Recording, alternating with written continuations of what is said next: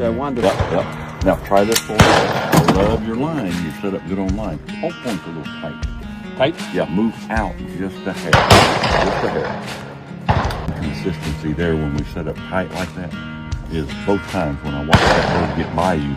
He got by you the first time by 2.5, 3 feet. Second time it was over 4. He got by you, and then that changes your move to get back to where you need to be. So move out a little bit, or you can hit hard for him. Oh.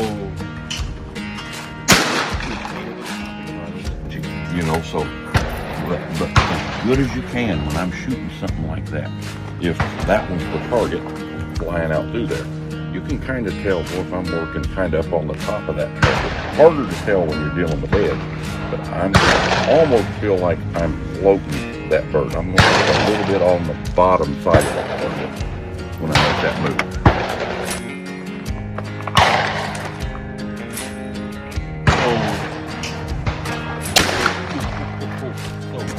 They're very capable. Kill him sooner. Your setup's perfect. Much.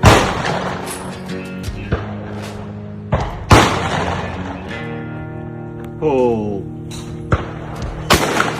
Is that under? Yeah. It's big. You know, always remember this one. Anytime they throw a flat target, you and I have chatted about this before, but sometimes we have a tendency to forget this. They're just like a frisbee. Yeah. Doesn't take a lot of string to float a target flat a long way. He's got cupping and he floats just like a frisbee does. When they throw us a chandelle, throw it that far, they put some spring on it because they tucked the cup away from it. Now it's on edge, so it ain't floating. But what fools us is you're seeing it so good.